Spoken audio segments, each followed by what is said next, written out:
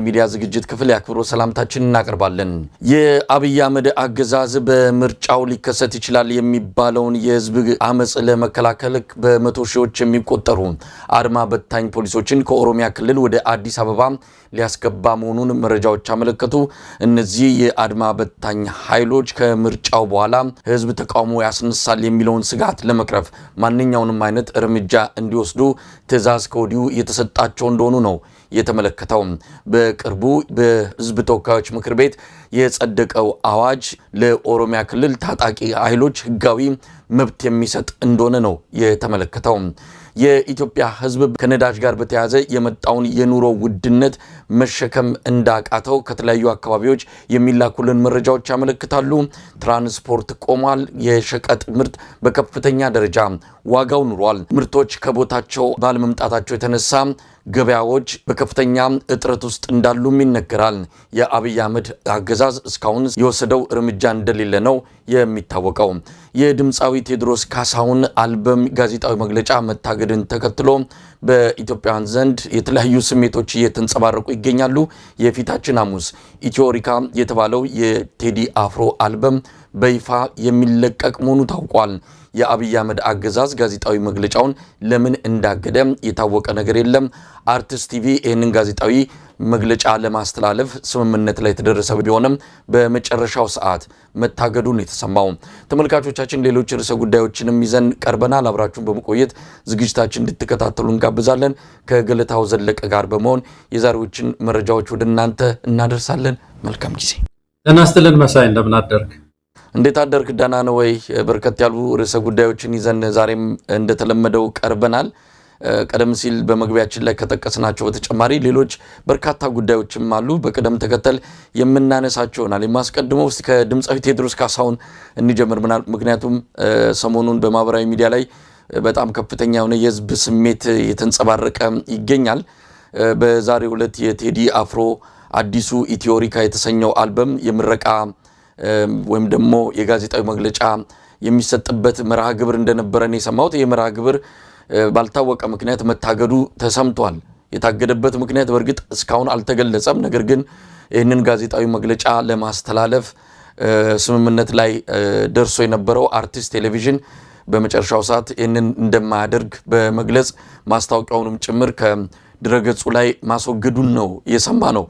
ገለታው እንግዲህ ቴዲ አፍሮ ምን አይነት አልበም ይዞ እንደሚመጣ በምን ርዕሰ ጉዳዮች ላይ እንደሚዘፍን ገና ምኑም ባልታወቀበት ሁኔታ በአገዛዙ መንደር ከፍተኛ መደናበር እንዳለ ነው እየሰማን ያለ ነው። የአገዛዙ ባለስልጣናት ሳይቀሩ የባህልና ቱሪዝም ሚኒስትር ዴኤታው ረዳት ፕሮፌሰር ነብዩ ባዩ ሳይቀሩ አደባባይ በመውጣት በማህበራዊ ሚዲያ ቴዲ አፍሮን በአሽሙር የወረፈበትን እንደዚሁ ጽሁፍ ተመልክተናል። ሌሎች ያገዛዙ ጠባቂ የሆኑ በአገዛዙ ክብርና ሞገስ የተሰጣቸው የጥበብ ሰዎችም እንደዚሁ ተመሳሳይ ስሜታቸውን እያንጸባረቁ ይገኛሉ። በብልጽግናው መንደር ከዚህም ከዛም ጫጫታው በርክቷል። ምናልባት ቴዲ አፍሮ ይዞ የሚመጣው ሙዚቃ ከወዲሁ አውቀውት ወይስ ቴዲ አፍሮ ከመጣ ይዞ የሚመጣው ማዕበል ያሰጋቸው ሆኖ እየታየን ያለውና እስቲ እንዴት ተመለከትከው? ቴዲ አፍሮ ምናልባት ሐሙስ ዕለት የሚለቀቀው ዘፈን በጉጉት የሚጠበቅ እንደሆነ ከመግለጽ ባለፈ ምን ይዘቶችን ይዞ እንደሚመጣ ያወቅነው ነገር የለም። ገለታው ቴዲ እንግዲህ ከዚህ በፊት ለየት የሚያደርገው እንደምናየው ለየት የሚያደርገው ካሉን አርቲስቶች ውስጥ ማህበራዊ ጉዳዮችን የሚያነሳ ነው። የህብረተሰብን ህመም የሚያነሳ ነው። ከ30 ዓመት መሆኑ ነው መሳይ አዲስ ንጉስ እንጂ ለውጥ መቼ መጣ የሚለውን ዘፈነው በ97 ምርጫ በኢትዮጵያ 97 ምርጫ ነው። ምናልባት 20 ዓመት አልፎታል። 21ኛ ዓመቱ ነው። 21 ዓመት እንግዲህ ያን ጊዜ እንኳን የዛሬ 20 ዓመት የታገሰ መንግስት ዛሬ እንግዲህ በዚህ ዘፈን ውስጥ ምን እንዳለ እንዳልከው አናውቅም። እንደው የተወሰነ መንግስትን ጎንተል የሚያደርግ ነገር እንኳን ይህ አርቲስት ሊያነሳ ቢያስብ ጋዜጣዊ መግለጫው ተዘጋ ማለት አጠቃላይ ይሄ ከዚህ ከአንድ አርቲስት ጋር የተያያዘ ጉዳይ ብቻ ሳይሆን አጠቃላይ ጥበብ አፏን የተያዘችበት ዘመን ላይ ነው ያለነው መሳይ። ከዚህ በፊት እኮ ብዙ ጊዜ እኮ ይሰበስባል አብይ አህመድ። የተለየ ባህሪው አንዱ ይሄ አይደለም እንዴ? የጥበብ ሰዎች እንዳይናገሩ የኢትዮጵያን ችግር በድራማ እንዳያሳዩ፣ በስነ ግጥም እንዳያሳዩ ምናባቸው እንዳይከፈት ህመሙን እንዳያሳዩ መልሰው ብዙ ጊዜ እኮ እነ ዳንኤል ክብረት እየሰበሰቡ እኮ ጸጥ ለማሰኘት ብዙ ጥረት የሚያደርጉ ሰዎች ናቸው። እዛ ስብሰባ ላይ አይቼው አላውቅም። ቴዎድሮስ እዚህ እነ ዳንኤል ክብረት የሚሰበስቡት ኦሪንቴሽን ላይ አይቼው አላውቅም። እና ይሄ ወንድማችን እንግዲህ በዚህ በግጥሞቹ ውስጥ ምናልባት ወቅታዊውን የኢትዮጵያን ሁኔታ አጠቃላይ አንስቶ ሊሆን ይችላል። እና እንግዲህ እንደዚህ አይነት እግድ ሲመጣ እኔ አንድ ሰው የዚህ የቴዎድሮስ ጉዳይ ብቻ ሳይሆን አጠቃላይ ሀገራችን ምህዳሩ በጣም እየጠበበ መምጣቱን የሚያሳይ ስለሆነ ህብረተሰቡ ድምፁን ማሰማት አለበት። መሳይ ጥያቄዎችን መጠየቅ ያለበት ይመስለኛል። መሳይ ገለታው እንግዲህ ስለ ቴዲ አፍሮ ብዙ ነገር ማለት ይቻላል። በግልም ስለሱ ያለኝን ስሜት በማህበራዊ ሚዲያ ላይም አጋርቻለሁ። ብዙ ነገሮችንም ከዚህ በፊት የተናገርንበት ሁኔታ ነው ያለው። ቴዲ የተለየ ነው። ጥበብ የሰጠችውን ጸጋ ለኢትዮጵያ ህዝብ አንድነት፣ ፍቅር፣ ኢትዮጵያዊነትን በማጉላት ረገድ ሌላ ምንም የተጠቀመው ነገር የለም። የጦር መሳሪያ አላነሳም፣ ሌላ ነገር አላደረገም። ግጥምና ዜማ ይህንን ድንቅ የተፈጥሮ ችሎታውን ተጠቅሞ የኢትዮጵያን ህዝብ ስሜት ሲጠብቅና የኢትዮጵያዊነትን ክብር ሲያጎላ የምናውቀው ነው። ቴዲ አፍሮ በተደጋጋሚ ስራዎቹ ይህንን አሳይቷል። በህወሓት ኢህአዴግ ዘመንም እንደዚሁ በ17 መርፌ በጠቀመው ቁምጣ አዲስ ንጉስ እንጂ ለውጥ መች መጣ ብሎ የዘፈነው ዘፈን እንደ ቂም ተይዞበት በመኪና አደጋ ሰበብ ወደ እስር ቤት ያስገቡበትንም ታሪክ እናስታውሳለን። ከዛን ጊዜ ጀምሮ ቴዲ አፍሮ በእርግጥ በፖለቲካው ጉዳይ ላይ ብዙም ፊት ለፊት ወጥቶ አስተያየት ባይሰጥም በሙዚቃዎቹ ግን ስሜቱን ከመግለጽ ያገደው ነገር የለም። በቅርብ ጊዜ የምናስታውሰው ነው። በአብይ አህመድ ስልጣን ዘመን በእልፍ አላፍ ሬሳ ሳር ያለመልማል ብሎ የዘፈነው ያኔ ችግኝ እየተከለ አስክሬኖቹ ለጥላ ይጠቀሙታል እስከ ማለት የደረሰበትን አብይ አህመድ ነውር ንግግር እሱ በዘፈን የገለጸበት መንገድ የብልጽግናው መንደር እንዴት አድርጎ እንዳስቆጣው እናስታውሳለን። ከዚህ በተጨማሪ አብይ አህመድ ወደ ስልጣን ሲመጣ ከፕሬዚዳንት ኢሳያስ ጋር በሚሊኒየም አዳራሽ በነበረው ስነ ስርዓት ላይ እሱ ከዚህ ከአሜሪካ እንደገባ ነው ያው ለአክብሮት ብሎ ወደዛ መድረክ ሄዶ ብዙም አልተጫወተም። ግን እዛ መድረክ ላይ የተናገራቸውና የዘፈናቸው ጥቂት ዘፈኖችም ብልጽግናው መንደር አብሽቆታል። አብይም በጉዳዩ ላይ ንዴት ውስጥ እንደገባ ያስታውቅ ነበር። ከዛን ጊዜ ጀምሮ ቴዲ አፍሮ የጠመደበት ሁኔታ በተለያዩ ንግግሮቹ በአሽሙርም በዘፈን ለውጥ አታመጡም፣ በዘፈን መንግስት አትጥሉም እያለም ሲፎክር እንደነበረ በህዝብ ተወካዮች ምክር ቤት አዳራሽ ጭምር እናስታውሳለን። ለማንኛውም ቴዲ አፍሮ የማይነካ ሆኖ አይደለም። ሰው ነው፣ ሊያጠፋ ይችላል። ሰው ነው፣ ሊሳሳት ይችላል። ነገር ግን ይሄ ልጅ በጥበብ አማካይነት የብዙዎችን ቀልብ የብዙዎችን ፍቅር መግዛቱን ሲያውቁ አብይ አህመድ በዚያ አማካይነት አሁን እንግዲህ ምንድነው የምን ቤት ጅብ ሲጮህ ይፈርሳል እንደሚባለው የብልጽግናው ቤት እኮ የተሰራው ዝም ብሎ እኮ ነው። አሸዋ ላይ የተሰራ ቤት ነው። ትንሽ ነገር ያስደነብረዋል። ገና ያልወጣ የቴዲ አፍሮ አልበም ገና በዜናው እኮ ነው እንደነበሩት። ለማንኛውም ቴዲ አፍሮ ወደኋላ የሚመለስ አይደለም። ስሜቱን፣ ፍላጎቱን፣ እምነቱን፣ ተስፋውን በሙዚቃ አድርጎ ለኢትዮጵያ ህዝብ ይገልጻል። የሚመጣውንም ዋጋ ለመቀበል ዝግጁ የሆነ ኢትዮጵያዊ ነው። በእውነት በጣም እንኮራበት የትውልድ ምልክት የሆነ የኛ ዘመን አርአያ የሆነ እሱም መንካት ማለት በቀጥታም ይሁን በተዘዋዋሪ ከቴዲ አፍሮ በላይ ነው ጉዳዩ። ትውልድም መንካት ነው። ጋዜጣዊ መግለጫ ማስቀረት ብዙም ትርጉም ያለው ነገር አይደለም። አልበሙንም ቢሆን ለማውጣት የተዋዋለው አንድ ሰዋሰው የተሰኘ መተግበሪያ በዛ አማካይነት እንደሚወጣ ነበር የሰማነው። በመጨረሻው ሰዓት ውሉ መሰረዙን ነው እንግዲህ መረጃው በትክክል ለኛ እንደደረሰን ከሆነ ለምንድን ነው የተሰረዘው የሚለውን ለማጣራት ሞክረናል። እንግዲህ ሙዚቃዎቹ ውስጥ ያሉ አንዳንድ ጉዳዮች ይሄ ሰዋሰው የተባለው መተግበሪያ ፍቃደኛ አልሆነም በሱ አማካኝነት እነዚህ ዘፈኖች እንዲለቀቁ። እነዛ ዘፈኖች ምንድናቸው፣ ከአገዛዙ ጋር ምን አገናኛቸው የሚለውን እንግዲህ ሲወጣ የምናየው ነው። ነገር ግን ይሄ ሰዋሰው የተባለ መተግበሪያ ያንን ለምን ከለከለ በይፋ መግለጫ ባይሰጥም በዛ ጀርባ ያሉ ሰዎች ከአገዛዙ ጋር ያላቸው ግንኙነት ውሳኔውን ሊወስኑ እንደሚችሉ ከጥርጣሬም በላይ መረጃው ለኛም ደርሶናል። ለማንኛውም ሐሙስ ሩቅ አይደለም። ለምን እንደሆነ አንዳንዶች ቸኩለዋል። ሐሙስ ዕለት በኢትዮጵያ አቆጣጠር ሚያዝያ 8 ከቀኑ 8 ሰዓት ላይ በቴዲ አፍሮ የፋዊ በሆነ የዩቲዩብ ገጽ ላይ ዘፈኖቹ እንደሚለቀቁ ተነግሮናል። እንጠብቃለን፣ እንሰማለን። እንግዲህ ያለውን ሁኔታ በጋራ የምንመለከተው ይሆናል። ነገር ግን ብልጽግና በዚህ ደረጃ ለምንድን ነው የተንጫጫው? ረዳት ፕሮፌሰር ነብዩ ባዩ ምንድነው ከዚህ አንፃር ከህዝብ ጋር መሆን የህዝብን ስሜት መጠበቅ እንግዲህ ገዢዎች ኃላፊዎች ናቸው አገዛዝ ይሄዳል እንኳን ብልጽግና ብዙ ጠንካራ አገዛዞችን በዓለም ላይ መጥተው ሄደዋል ኋላ ከሚኖሩት ህዝብ ጋር እንዲሆድና ጀርባ ለመሆን በዚህ ደረጃ ፊት ለፊት ወጥቶ በአሽሙር ይህንን የጥበብ ሰው መወረፍ ተገቢም አይደለም የቴዲ አፍሮ በሚሊዮን የሚቆጠር ደጋፊ መልስ እየሰጣቸው ነው ግን ብልጽግና መንደርን እንዲህ ምን አስደነበረው የሚለውን ጥያቄ እንዴት ተመለከተዋል እኔ መሳይ አሁን ስትናገር በመናብ ወደ ኋላ ነው ወደ ታሪካችን የወሰደኝ የሚገርም ነገር በኢትዮጵያ ታሪክ ውስጥ የመጀመሪያው ካሴት የሸክላ ነው አይደለም የሸክላው የመጀመሪያ የሸክላ ካሴት ነጋድራስ ናቸው ታሪኩን ከኔ በላይ የምታውቀው ይመስለኛል መሳይ እሳቸው ናቸው ያሳተሙት እና ነጋድራስ ተሰማሸቴ ናቸው የመጀመሪያው ጀርመን ሀገር ነው የታተመው የመጀመሪያው ሸክላ የታተመው ያን ጊዜ ነው እና በዛ ጊዜ የሸክላ ቴፕ ማዳመጫ ያላቸው መሳፍንት ብቻ ናቸው ልዑላን ናቸው ሌላ ደሃው ህዝብ የለው እና ያ ሸክላ ካሴት አሁን ዩቲዩብ ላይ ያለው ገብተው ቢያዳምጡት አድማጭ ተመልካቾች ይችላሉና አብዛኛው የፖለቲካ ዘፈን ነበር ስርዓቱን የሚጠይቅ ከፍተኛ ድፍረት የተሞላበት ቴፕ ነው እና እነዚህ ባለስልጣናት እየገዙ እንደገና እንዲታተምላቸው ያደረጉ መሳፍንቶቹ ራሳቸውን የሚተች ዘፈን እንደገና ያዘዙ እንደገና እንዲታተም ያው ያን ኢትዮጵያ ስለማታተም ጀርመን እየታተመ ይመጣ ነበር መሳይ በዚህ የልብ ስፋት ውስጥ የነበሩ በልዑላን ጊዜ ንጉስ አይካሰስ ሰማይ አይታረስ በሚባልበት ዘመን የመጀመሪያው ታሪካችን ይሄ ነው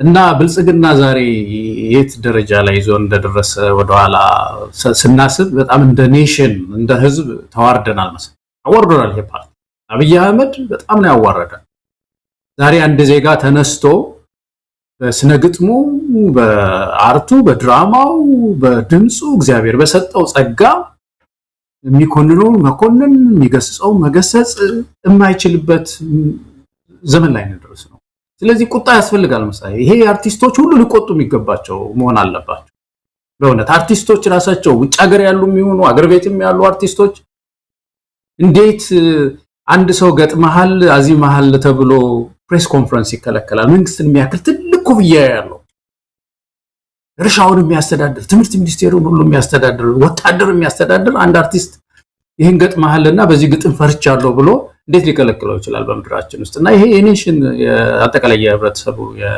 የሀገር ውርደት እና ከባድ ችግር ላይ ነው የወደቅነው በዚህ ወቅት ከዚህ አርቲስት ጎን መቆም አለብን መሰለኝ ያንዳንዱ ኢትዮጵያዊ ሚዲያውም ቢሆን ቆሞ መብቱ ነው የበለጠ ህዝቡም ሊያዳምጥለት ይሄን ካሴት ገዝቶ ካሴት ቀረ መሰለኝ በእኛ ጊዜ እንግዲህ ምን እንደሆነ አላቅም ያው ያለው ዘመን ግን እየተቀባበልን ልናዳምጠው መልእክቱን በደንብ በጥንቃቄ ልንተነት ነው የሚገባ ነው ብያምናለሁ መሳይ ገለታው እንግዲህ የብልጽግና ፍርሃት ምን ያህል ከፍተኛ ደረጃ መድረሱን የሚያመለክት ነው በአገኘው ነገር ሁሉ የሚደነብር አገዛዝ ምናልባት ቴዲ አፍሮ ይዞ የሚመጣውን ሙዚቃ አብዮት ይቀሰቅሳል ህዝብን ያነቃቃል ህዝብን ከድብታ ያወጣል አሁን ካለው ድንዛዜ ህዝቡ እንዲነቃቃ አድርጎ በመንግስቴ ላይ አመጽ እንዲቀሰቀስ ያደርጋል ብሎ ሰክቶም ሊሆን ይችላል እንግዲህ በማንኛውም ጉዳይ ላይ የመስጋትም ሆነ የመደንበር መብቱ የተጠበቀ ቢሆንም በዚህ ደረጃ ግን እንዲህ አይነት ህዝብ ከጎኔ ነው 15 ሚሊዮን ደጋፊ አለኝ 15 ሚሊዮን አባል አለኝ ያለምንም ጫጫታና ኮሽታ ምርጫ እናሸንፋለን የሚል አገዛዝ በዚህ ደረጃ በህዝቡ እርግጠኛ ከሆነ ታዲያ ለምን በቀላሉ እንዲ አስደነበረው የሚለው ጥያቄ መነሳቱ አይቀርም እነ ነብዩ ባየን በተመለከተ እውነት ይሄን ግለሰብ በብዙ እናውቀዋለን እንግዲህ በቲያትር ውስጥ ባለው ድርሻና አቋለን ነገር ግን ፖለቲካ ተጠግተው በተለይ ባለፉት 8 አመታት ብልጽግና መንደር ገብቶ የነ አዳነች አበቤ ማዚንቆ ገዝጋዥ ሆኖ የነ አብይ አህመድ ከበሮ ደላቂ ሆኖ ስንመለከተው ያሳዝናል በዛ ደረጃ አንድ ወቅት ላይ ለአዳነች አበቤ የገጠመላትን ግጥም ከሰማው በኋላ ስለ ረዳ ፕሮፌሰር ነብዩ ባይ ያለኝ እምነት ሁሉ ያለኝ የቀደመ አድናቆት ሁሉ በአንድ ጊዜ ነው ተሸርሽሮ አፈር ከድሜ በላው እንደዛ አይነት ሰው አልጠበቅንም ነበር አዳነች አበቤን እንደዛ በዜማ ሲያወድስ በግጥም ሲያወድስ ምን አለ ባይበላስ ቢቀርም እንደዚህ የጀርባ አጥንት ተሰብሮ በአደባባይ ከመታየት ያለፈ ውርደት ወይም ዝቅጠት መቼም ሊኖር አይችልም። ይሄ በዘራችሁ ማይድረስ የሚያስብል ነው። ብርት ከንቲባችን በርደን ኦፍ ፕሩፍን ከኃላፊዎች ወደ ተቺዎች አዙረዋል ያስባሉ። ግርማ ሌሊትን፣ ድምፀ አራዊትን፣ ብርደ ክረምትን፣ የቀትር ግለትን፣ የነፋስ እንግልትን፣ የሰው ፊት እሳትን፣ የተቺ ምላስ ስለትን ችላችሁ የእይታ አድማስ ያሰፋችሁ፣ የመንገድ ስፋት ያንጣለላችሁ፣ ድንጋይ ጌጥ የኳላችሁ፣ ከትንፋቅ ቆሻሻ የታገላችሁ፣ ጽዱ ሜዳ የጤና መስክ ያቆማችሁ፣ ተክለ ሕይወትን ተክለ ውበትን የመንገድ አጸድ ያበጃችሁ፣ ያሰባችሁ ያሳሰባችሁ፣ የሰራችሁ ያሰራችሁ ወንድሞቼ እህቶቼ ሁላችሁም ምስጋና ይግባችሁ። የምስጋና አባቶቻችን በሐቅ በአይን ለሚያዩት ነገር ከልብ ከአንጀታቸው የሚናገሩት ነገር ነው። የአዲስ አበባ አስተዳደር ባለፈው 1 ዓመት በለፋባቸው በሰራባቸው በሁሉም ሴክተሮች በህግ ቋንቋ በርደን ኦፍ ፕሩፍ የሚባል የማስረዳት ሸክም ማለት ነው። ብዙ ጊዜ መሪዎቻችን ኃላፊዎቻችን በመስራትም በማስረዳትም ሸክም ላይ ነው የሚኖሩት። ነገር ግን አሁን የተሰሩት ስራዎች ታላቁ መጽሐፍ እንደሚል ሰዎች ባይናገሩ ድንጋዮች ይናገራሉ እንደሚለው ዛሬ አስፓልቱ፣ ድንጋዩ፣ ዛፉ፣ ውሃው የተሰራው ነገር ሁሉ አፍ አውጥቶ ይናገራል። ይሄ ሰው እንግዲህ ቁልቁለቱን ተያይዞታል። እሱ ብቻ አይደለም፣ ሌሎችም አሉ። የተለያዩ የጥበብ ሰዎች ለአገዛዙ አድሮ ከአገዛዙ ድግስ የማይጠፉ ሳይጠሩ የሚሄዱ ዱንካን የሚሰብሩ ብዙ አርቲስቶች የጥበብ ሰዎች እንዳሉ እናውቃለን። ቴዲ አፍሮ ከዚህ ሁሉ ነፃ ነው። ይሄንን ህዝብ ይጠብቀዋል። አንድ ነገር ቢያደርጉት አንድ ጫፉ ቢነካ አብይ አህመድ የፈራው አብዮት መምጣቱ አይቀርም። ምክንያት የሚፈልግ ክሯ እስክትበጠስ የሚጠብቅ ህዝብ እንዳለ ማወቅ አለበት።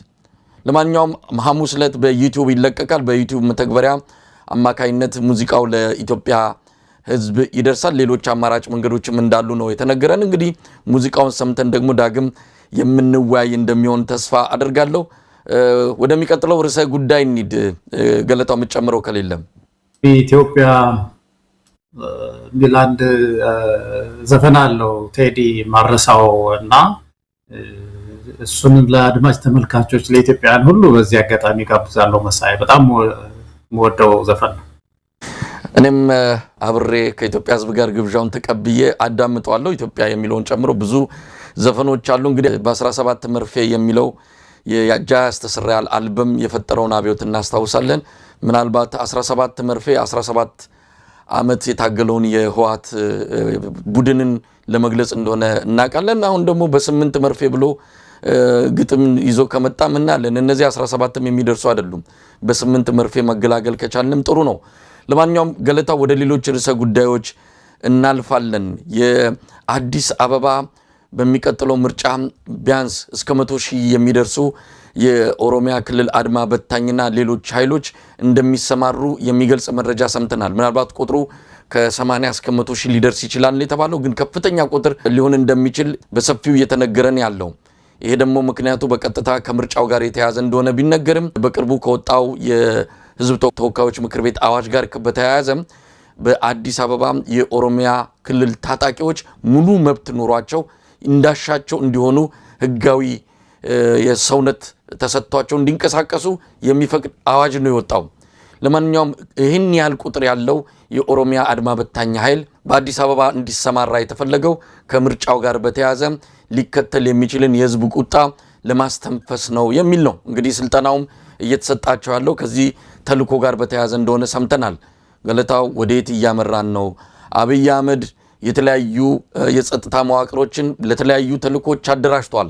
እነዚህ ምርጫው ጋር በተያያዘ ነው። ሌሎች ከግማሽ ሚሊዮን የሚበልጡ ታጣቂዎች ደግሞ አሉ በዙሪያ የሚገኙ አዲስ አበባን ከበው በዙሪያ ያሉ ለሆነ ዓላማ ለሆነ ተልዕኮ ተዘጋጅተው የሚጠብቁ ምናልባትም እየገፋ ከመጣ የፋኖም ሆነ ሌሎች ኃይሎች የኢትዮጵያን ህዝብ ወደ እርስ በርስ ጦርነት ለመክተት አብይ አህመድ ያዘጋጃቸው በመቶ ሺዎች የሚቆጠሩ ኃይሎች አሉ። እነሱ ሳይነኩ ነው ለተለየ ተልዕኮ የአድማ በታኝ ኃይሎች ወደ አዲስ አበባ እንዲገቡ የተደረገው። በተለያዩ የአዲስ አበባ አካባቢዎች ካምፕ ተሰርቶላቸው እንደሚሰፍሩም ነው የተመለከተው። እንዴት አየው ገለታው? ከወዲሁ አብይ አህመድ ምን እንዳሰበ ከምርጫው በኋላ ሊከተል ይችላል ያለውን የህዝብ አመጽ እንግዲህ አመጽ ይኑር አይኑር የህዝቡን ስሜት የሚያጠኑት እነሱ ናቸው። ምናልባት ባዶ ሜዳም እየደነበሩ ሊሆኑ ይችላሉ። ነገር ግን ቢቀሰቀስ እንኳን ሊወስድ የሚችለውን እርምጃ ከወዲሁ እያሳየን ነው። በጣም ጭካኔ የተሞላበት ከዚህ በፊት ታይቶም ተሰምቶም የማያውቅ የህዝብ እልቂት ሊከሰት ይችላል የሚል ነው እንግዲህ ከሁኔታቸው መረዳት የሚቻለው ገለታው።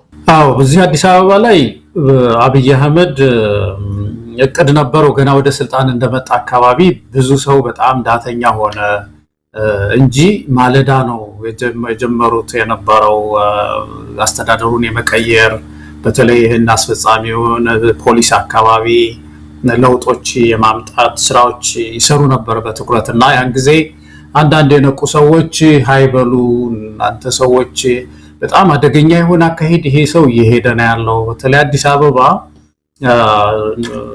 ያሉባት ብዙ መዋቅራዊ ችግሮች አሉ። በተለይ የአስፈጻሚ ግጭት ደግሞ ከባድ ችግር ላይ ጥላታል የሚል ነገር ነበረ። ወቅቱ ጥሩ ስላልነበረ ብዙ ሰው ትኩረት ሳይሰጠው ቆይቶ በኋላ ህግ ሆኖ መጣና ቁጭ አለ። ምሳሌው ሲፈራ የነበረው ህግ አድርገው በፓርላማ የኦሮሚያ ክልል ፍርድ ቤት የኦሮሚያን ሀብቶች በኦሮሚያ ፍርድ ቤት ያያል የሚል ህግ ወጣ። የሚያስገርም ነገር እኮ ነው። እስቲ እንደው ፓርላማ ውስጥ ቢሆን ይሄ አዋጅ ሲቀርብለት እዛ ውስጥ ዝም ብሎ ይሄ ሲምፕል እንትኖች አድሮ ተጠይቆች ሎጂክ የሚባል ነገር መጠየቅ የለበትም እንዴ? ምን ሆንክ? የአዲስ አበባ ፍርድ ቤቶች ምን አድርገው ነው የራሴ ፍርድ ቤት አቋቁማለሁ እዚህ ከተማ ውስጥ የምትለው? ምን አስቆረፈው? የኦሮሚያ ዕቃ ሲነካ የአዲስ አበባ ፍርድ ቤት ኦሮሚያ ጽፈት ቤት ውስጥ ያለ አንድ ነገር ቢዘረፍ ያንን ሌባ ወስዶ የአዲስ አበባ ፍርድ ቤት እንዳያዩ የፈለከው ለምንድን ነው? ምን ችግር አለ በፍርድ ቤት ዙሪያ ምን ነገር እኮ አልተጠየቀም። ይችላል መብቱ ነው ምናምን ብሎ አጸደቁት። የሚያስገርምህ ደግሞ ይሄ ብቻ እንዳይመስልህ የኦሮሚያ አስፈጻሚ መምጣት ብቻ አይደለም። በጣም የሚያስገርምህ ነገር ኦሮሚያ አዲስ አበባ ላይ ቤተ መንግስት ማስቀመጥ ወይም ደግሞ ዋና ከተማው ያደርጋል የሚል ህግ የለም። ያኮ ለምን መቼም አዲስ አበባ የኦሮሞም የትግሬም የአማራም ሁሉም መቀመጫ ናት። አዲስ አበባ የሁላችን ሀገር ናት። ግን በህግ የታሰረ ነገር የለም። በህገ መንግስት እንኳን ይሄ ነገር አልተቀመጠም። በኦሮሚያ ህገ መንግስት ላይ የለም፣ አዲስ አበባ ቻርተር ላይ የለም። የኢትዮጵያ ህገ መንግስትም የሚለው አዲስ አበባ ዋና ከተማ ናት ነው የሚለው። ራሷን ታስተዳድራለች ነው የሚለው። ራሷን ማስተዳደር ማለት የራሷ ፖሊስ ይኖራታል፣ ፍርድ ቤት ይኖራታል፣ አስፈጻሚ ይኖራታል ማለት ነው። ይሄንን ተላልፈው ቤተ መንግስት ገንብቶ ቁጭ ነው ያለው። መጨረሻ ላይ እንግዲህ ወታደር እናስገባለን የሚል ነገር መጨረሻ ላይ አመጡ። ፍርድ ቤት የራሳችን እናቋቁማለን አሉ አመጡ። ዋናው ዓላማቸው ይሄ ነበር። አስፈጻሚ የሚሆን እንደ ሚሊሻ ፖሊስ ማምጣት ነው። ከፍርድ ቤት ጋር የተያያዘ ስራ የሚሰራ ተብሎ በዛ ሰበብ ማለት ነው። እና ዋናው ነገር እንግዲህ አዲስ አበባ ውስጥ ከፍተኛ የሆነ የአስተዳደር ግጭት የአስፈጻሚ ግጭት ይፈጠራል ማለት ነው። ይሄ ከባድ ችግር ነው የሚሆነው። ህብረተሰቡንም በስነ ልቦና በጣም የሚጎዳ ነው የሚሆነው።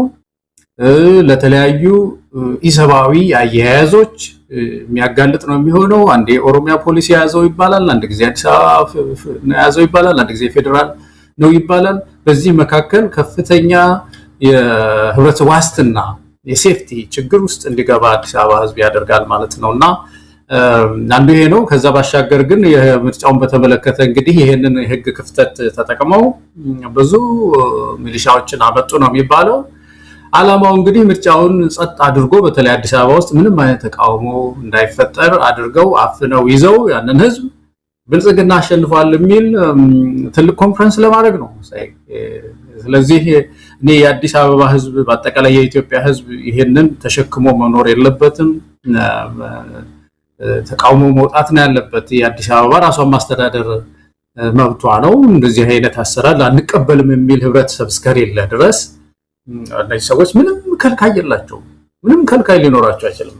በዚህ የፌደራል መንግስቱ የጸጥታ ኃይል መድቦ ምናልባት የፈሩትም ነገር ካለ የፌደራል ፖሊስን ጨምሮ የመከላከያ ሰራዊት ሌሎች የጸጥታ ኃይሎችን አሰማርቶ የፈሩትን ነገር ማስታገስ ወይም ደግሞ እነሱ እንዳሉት ሳይነሳ ወይም ደግሞ አመጹ ሳይቀሰቀስ ማዳፈን እንችላለን ያሉትን መፈጸም ይችሉ ነበር። ለምንድን ነው ከኦሮሚያ ክልል ያደረጉት? ለምንድን ነው በዚህ ደረጃ ይህንን ስርዓት የሚጠብቅ ምናምነው ኃይል ይሄ ብቻ ነው ማለቱ በራሱ ከቅርብ ጊዜ ወዲህ በፊትም በእርግጥም ሐሳቡ ነበረው።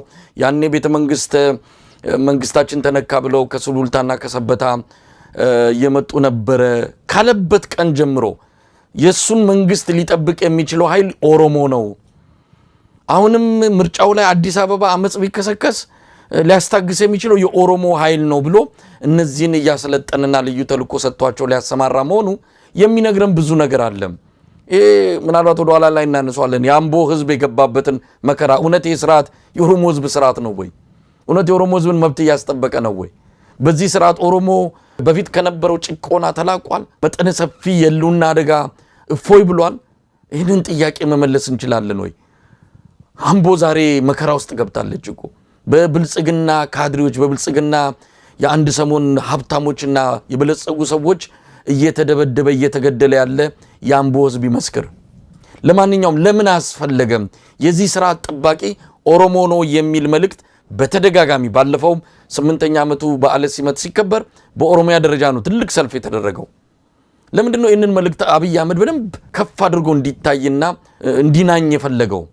ምናልባት ከዚህ አንፃር ማንሳት የሚገባን ይመስላል። አደገኛ አዝማሚያም ስለሆነ ለኢትዮጵያ ህዝብ የእርስ በርስ ግጭት የተጠመቀ ሴራ ስለሆነ ይህንንም በደንብ ፈትሸን ህዝቡ እንዲያውቀው ማድረግ አለብን። ገለታው ትክክል። ይህንን ጥያቄ መጠየቅ ተገቢ ነው መሳይ። እንዲህ ውስጡን በደንብ ያፍታቱ ማየት ለመከላከልም ራስን ለመጠበቅ የአዲስ አበባ ህዝብ ህብረቱን ዩኒቲውን ጠብቆ ለመከላከል እንዲችል ያግዘዋል እና አንዱ እንግዲህ የዚህ ስርዓት መቆሚያ እንደመጣ ኢትዮጵያዊነት ነው አይደለም ሲሰብክ የነበረው።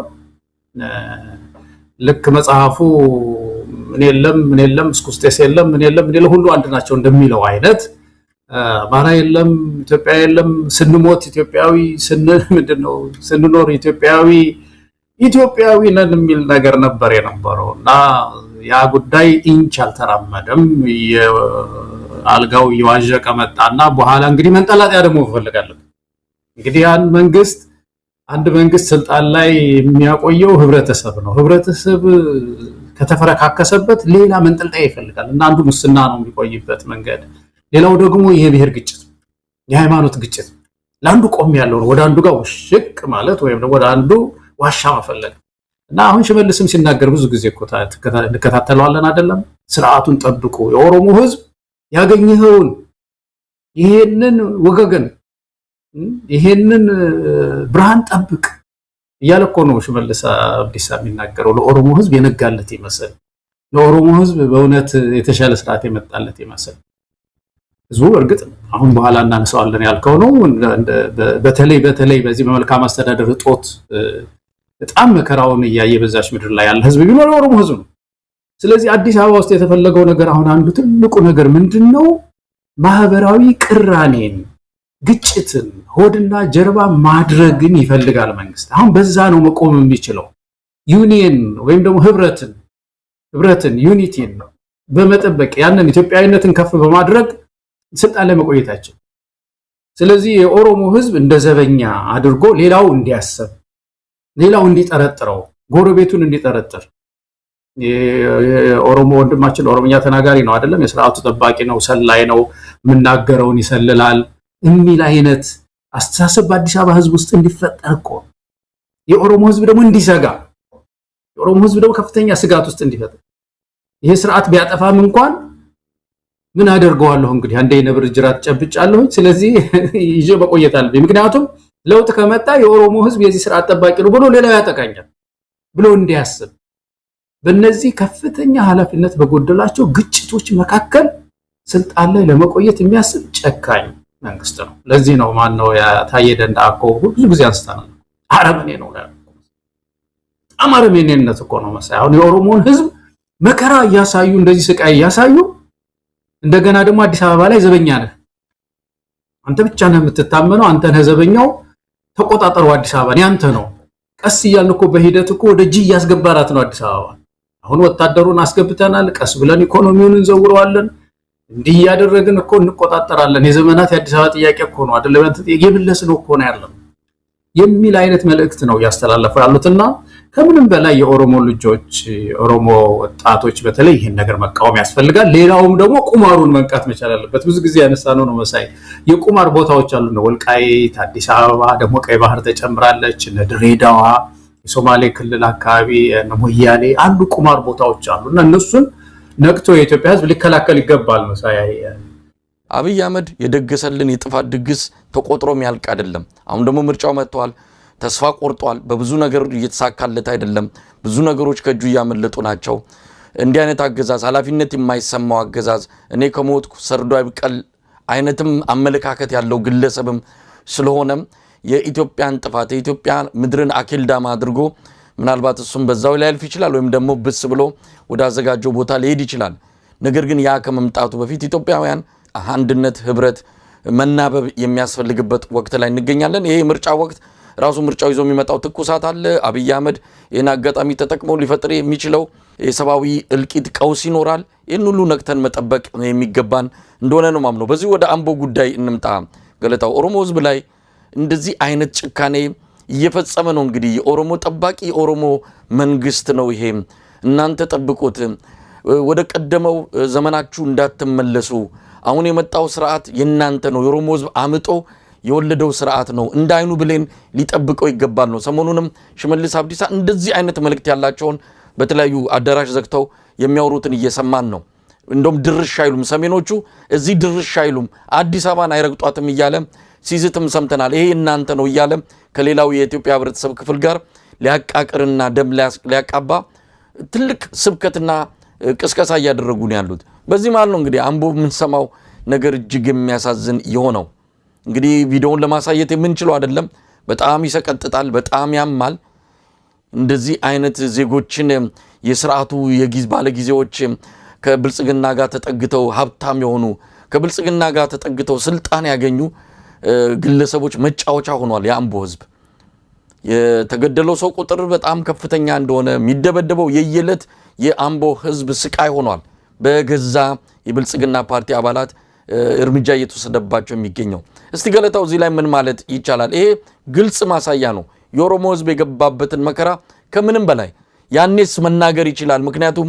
ህዋት ነበረ ቤተ መንግስት ያለው ያንተ ሰው አይደለም እየተባለ ከፍተኛ የሆነ ቅስቀሳ እየተደረገበት መስዋዕትነትንም ከፍሎም ቢሆን መንግስት እንዲለወጥ አድርጓል አሁን እርስ በርስ ነው ራሱ ኦሮሞ ውስጥ ነው ያንተ መንግስት ነን ላንተን የመጣ ነው እያሉ የኦሮሞን አንድነት ያፈረሱ ኦሮሞ አንድ ሆኖ በኢትዮጵያዊነቱ እንዳይቆም እግሩን የሰበሩት እና አብይ አህመድ ስለራሱ እንኳን እንዳይናገር አድርገውታል እጅ እግሩን ነው አሳስረው ያስቀመጡት ያምቦ ህዝብ ሌላ ቦታ እየደረሰ ያለውን መከራ በዚህ አጋጣሚ መጥቀስ ይቻላልና እዚህ ላይ ምን ማለት ይቻላል ገለታው የኦሮሞ ህዝብ በጣም መከራ ውስጥ ነው ያለው መቼም ያልተመቸው ህዝብ አሳዛኝ ህዝብ ነው በመሰረቱ መቼም ያልተመቸው ብዙ መከራ ውስጥ የወደቀ ህዝብ ነውና የበለጠ ችግር ውስጥ የወደቀው ደግሞ በዚህ ጊዜ ነው ብዙ ኦሮሞ አካባቢ ያሉ ወገኖቻችን ለዛ ህዝብም ትግል ቆም ያለው ብለው ረጅም ጊዜ የሚታገሉ ሰዎችም ይሄን የሚመሰክሩት ነው መሳይ በንጉሱ ጊዜ በለው በደርግ ጊዜ በለው በኢህአዴግ ጊዜ በለው እንደዚህ አይነት መከራ አይቶ ያቅም ነው የሚሉት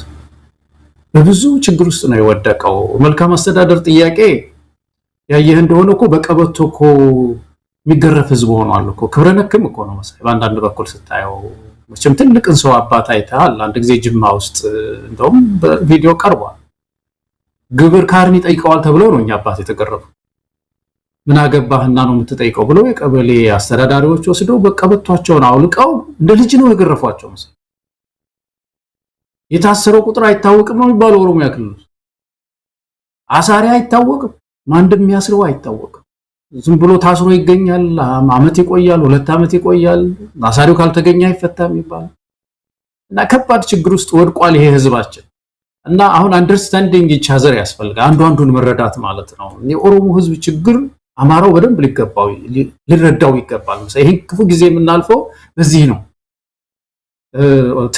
የትግራይ ወንድማችን ይሄን እንዴት አድርጎ እንደሚጠቀምበት አዲስ አበባ ላይ እንደተጠቀመው ዘበኛ አንተ ነህ ዋና አስተናባሪ ጊዜው ያንተ ስለሆነ አስተናባሪ አንተ ነህ አሳላፊው አንተ ነህ ጠባቂ አንተ ነህ ብሎ እንዴት ሊያመጣው ቻለ ብሎ አማራው ደቡቡ ሁሉ ይሄንን መረዳት መቻል አለበት የኦሮሞ ወጣት መረዳት አለበት የዚህ ስርዓት ማብቂያው ትብብር ያሳየ እንደሆነ ነው ኢህአዴግ እኮ የፈረሰው በጎንደር ድምጽ አይደለም ብዙ ጊዜ አነሳ ነው በየቦታው የሚፈሰው ደም የኔ ደም ነው ያለ ጊዜ የጎንደር ወጣት ያ ድምጽ ያስተጋባ ሄዶ የኦሮሞ ወንድሞች ደግሞ በየቦታው የሚፈሰው የአማራ ደም ደሜ ነው ያሉ ጊዜ ኢህአዴግ የጥል ግድግዳ ያ የብሔር ያጋጩ ብሔር አማራና ኦሮሞን ያጋጨ የቆመ ክፉ ስርዓት ድርምስ ነው አሁንም ይሄ ስርዓት የአብይ አህመድ ስርዓት የቆመው በተለይ የኦሮሞን ህዝብ እንደዚህ እንደጋሻ መከታ አድርጎ ያስጠቃ በጦር እሱን ያስመታ እዛ ውስጥ ለመወሸቅ የሞከረ ሴረኛ ሰው ስለሆነ እኔ ሁላችን ልንረዳ ይገባል ግን ከፍተኛ ችግር ውስጥ ነው የወደቀው በትራንስፖርት መጉላላት በለው በኢኮኖሚ ችግር በለው በሙስና ስም የለውም ነው የሚባለው ኦሮሚያ ክልል ውስጥ ያለ ሙስና በሳሁን ወደ አማራ ክልል ስትሄድ ፋኖም ስለሆነ አብዛኛውን የተቆጣጠረው እንደዛ አይነት ነገር ብዙ አትሰማ ኦሮሚያ ክልል በቃ ያለ ሳንቲም የምታስፈጽመው ነገር የለም ማለት ከፍተኛ ችግር ውስጥ የወደቀ ህዝብ ነው የህዝባችንና ይሄን ክፉ ጊዜ ግን ዋናው ማሰሪያችን የመንግስትን ስስ ብልት ማወቅ መቻል አለብን እንዴት ነው በምን ጥበብ ነው የቆየው ይሄ መንግስት አብይ አህመድ የሚለውን ነገር አንደርስታንድ ስናረግ ሲገባን ያን ጊዜ ራሳችንንም ሀገርን ማትረፍ እንችላለን መሳይ ገለታው ያምቦውን ጉዳይ በተመለከተ እንግዲህ የሚወጡትን ቪዲዮዎች በማህበራዊ ሚዲያ ላይ በስፋት የተሰራጨ በመሆኑ ምናልባት አጋጣሚውን ያገኘ ሰው ሊመለከተው ይችላል ያየ ሰው ሁሉ ግን አዝኗል ያየ ሰው ሁሉ ግን በዚህ አገዛዝ የኢትዮጵያ ህዝብ የገባበትን መከራና እዳ በሚገባ የሚረዳው ጉዳይ ነው ምናልባት ይሄ ስለተቀረጸ ይሆናል ያልተቀረጹ ስንት እንግልቶች ያልተቀረጹ ስንት የሰው ልጅ ግፎች እንዳሉም ደግሞ በዚህ አጋጣሚ ድምዳሜ ሰጥተው መግለጽ ይቻላል ገለታው ምናልባት የአምቦውን በተመለከተ ለምንድን ነው እንደዚህ የሚያደርጉት የሚለውንም በተለይ ጀዋር መሐመድ ጉዳዩን እየተከታተለ ያለው በሰፊው ተከታታይ ሆነ መረጃ ያቀበለ ነው የሚገኘው አንደኛ እዛ ቡድን 20 የሚባል ስብስብ አለን የተባለው ይሄ በየኦሮሚያ ክልሎች ከተሞች ውስጥ ያለ መዋቅር ነው ቡድን 20 ይባላል ህጋዊ መዋቅር አይደለም እንደዚህ በወረቀት የተጻፈ ስትራክቸር ወይ መዋቅር ያለው ስብስብ አይደለም እንዲሁ ይታወቃል 120 ቡድን 120 ይባላል 120 ማለት 120 ሰዓታት ናቸው 5 ቀናት በእነዚህ 5 ቀናት እንዴት መበልጸግ ይቻላል ነው እንዴት ከመንግስት መንጥፎ የመንግስት ካድሬ የመንግስት ባለስልጣን ሆኖ እንዴት በ5 ቀን ውስጥ ከነጭ ያጣ አይነጣ ደሃ እንዴት በ5 ቀን ውስጥ ሀብታም መሆን ይቻላል ነው በዛ ውስጥ ሀብታም የሆኑ ሰዎች ስብስብ ማለት ነው ቡድን 120 የሚባለው ይሄ በአሁን ሰዓት ብልጽግናን የጀርባ አጥንት ሆኑ ብልጽግናን ደግፈው በየቦታው ምናየው የብልጽግና ጫጫታ ከነዚህ ሰዎች የሚመጣ እንደሆነ በደንብ የምናየው ጉዳይ ሆኗል ስለዚህ ዘረፋ አለ ትልቅ ዘረፋ ከዘረፋው ጀርባ ደግሞ እንዲህ አይነት መጠነ ሰፊ የሰባዊ መብት ጥሰት አለ ቀደም ሲል እንዳልከው ነው ኦሮሚያ ክልል ስርዓት አልበኝነት ተስፋፍቷል ከየትኛውም ክልል ባልተናነሰ እንደውም በከፋ መልኩ ኦሮሚያ ክልል እኮ ሰሜን ሸዋ መሄድ አትችልም በየቀኑ ባለስልጣናት እየተገደሉ ነው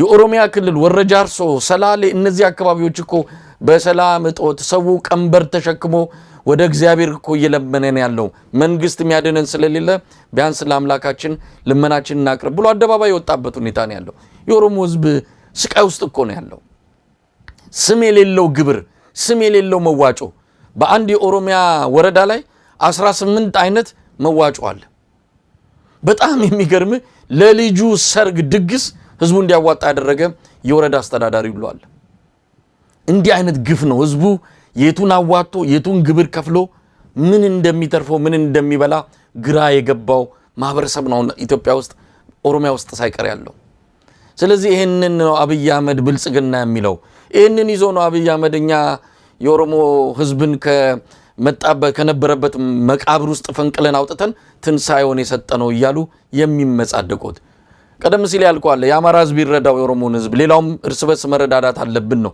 በትክክለኛ አካሄድ እሱም ነው ነገር ግን የኦሮሞ ህዝብ መንቃት አለበት በሚገባ ይህን አገዛዝ ማን እንደሆነ ምን እንዳደረገ ምን እያደረገ እንዳለ በሚገባ ተረድቶ ከኢትዮጵያውያን ጎን ከሌሎች ኢትዮጵያውያን ወንድሞቹ ጎን መቆም አለበት። ከትግራይ ህዝብ መማር አለበት። የትግራይ ህዝብ በህወሓት የከፈለውን ዋጋ ቋየ ነው ደልቶታል። ትግራይ በኢንዱስትሪ ልትሰምጥ ደርሳለች። ህወሓት ማለት የትግራይ ህዝብ ማለት ህወሓት ነው የሚል አስተሳሰብ እንዲሰርጽ አድርገው በመጨረሻም ቀናቸው ደርሶ ሲሰናበቱ አየነው እኮ የትግራይ ህዝብ የገባበትን መከራ። አሁንም ተመሳሳይ ነገር እንዳናይ የኦሮሞ ህዝብ ጠባቂ ለኦሮሞ ህዝብ ጥቅም የቆመ አድርገን እንዳናስብ ከምንም በላይ የኦሮሞ ህዝብ ወጥቶ ይህን ስርዓት ማውገዝ አለበት። እየታገለ ነው፣ እየተዋጋ ነው፣ ዋጋ እየከፈለ ነው። ነገር ግን ከሌላው ኢትዮጵያዊ ጋር እኩል ተሰልፎ የተለያዩ ስብስቦችን በመቀላቀል የኦሮሞ ህዝብም ይህን ስርዓት ለአንዴና ለመጨረሻ ጊዜ መገላገል አለበት። አለበለዚያ ይህ ስርዓት ካለፈም በኋላ ትቶ የሚሄደው ጠባሳ ለኦሮሞ ህዝብ ጥሩ ስሜት የሚሰጥ አይደለም። ልክ እንደ ተጠቃሚ ልክ በስርዓቱ እንዳለፈለት አድርጎ እንዲወሰድ እየተደረገ ነው። ያ ነገ ከነገ ወዲያ የሚያመጣው ጣጣ ቀላል የሚባል አይደለምና ገለታው ከማንም በላይ የኦሮሞ ህዝብ ኃላፊነት አለበት ይህን ስርዓት በማስወገድ ረገድ። በትክክል መሳይ በትክክል ይህንን በተለይ የኦሮሞ አክቲቪስቶች እዛ አካባቢ ያሉ ለሂቃን የምንላቸው አውቃለሁ። እኔም ራሴ አሁን አንዳንድ በቅርቡ የበይነ መረብ ትዕይንተ ህዝብ በተካሄደበት በዛ ኮሚቴ ውስጥ አብረን የምንሰራቸው ወገኖች የኦሮሞ አታጋዮች ናቸው እና ብዙ ለሂቃን አሁን ተረድቷል የአብይ አህመድን የዘዴ እንዴት አድርጎ ኢትዮጵያን ለመበጥበጥ እንደተዘጋጀ በደንብ ገብቷቸዋል እና ይሄ ነገር እየሰፋ መሄድ አለበት።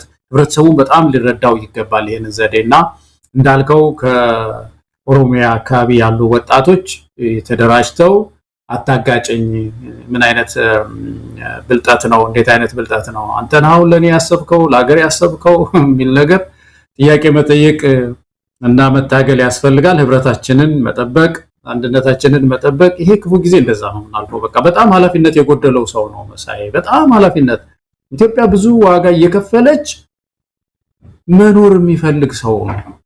አመጣጡም እኮ እንደዛ ነው የመጣው ሲፈጠር ጀምሮ ይሄ ቲም ለማን በለው ምንም በለው በቃ እስካሁን ድረስ እኮ በብዙ ዋጋ ውስጥ ምድሪቱ ብዙ ዋጋ እየከፈለች ሪስኮች ከባባድ ሪስኮችን እየወሰደ የመጣ ሰው ነው። እንደዚህ ነው የሚቀጥለው።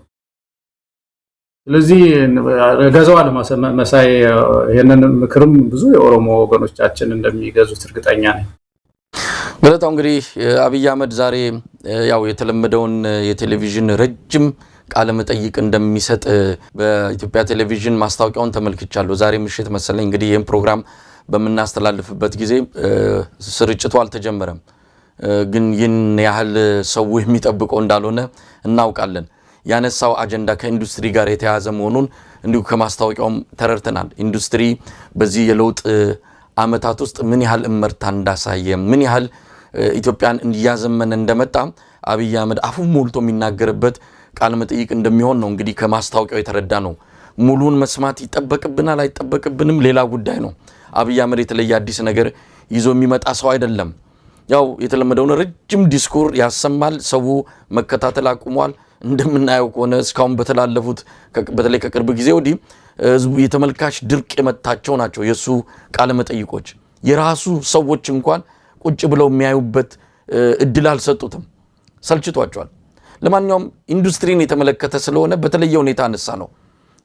ፕሮግራሙንም ማየት የሚጠበቅብን አይመስልንም። ግን ስለ ኢንዱስትሪ ተሳክቶልናል፣ አዘምነናታል ኢትዮጵያን የሚል በልበ ሙሉነት የሚናገረውን እንዴት ትመለከተዋለህ? እውነት ኢትዮጵያ በኢንዱስትሪ ዘመነች ወይስ ያላትን ሁሉ ዘግታ ባዶ እጇን ቀረች ነው የምንለው? ገለታው አንዱ የመጀመሪያ ነገር አንድ አባባል አለ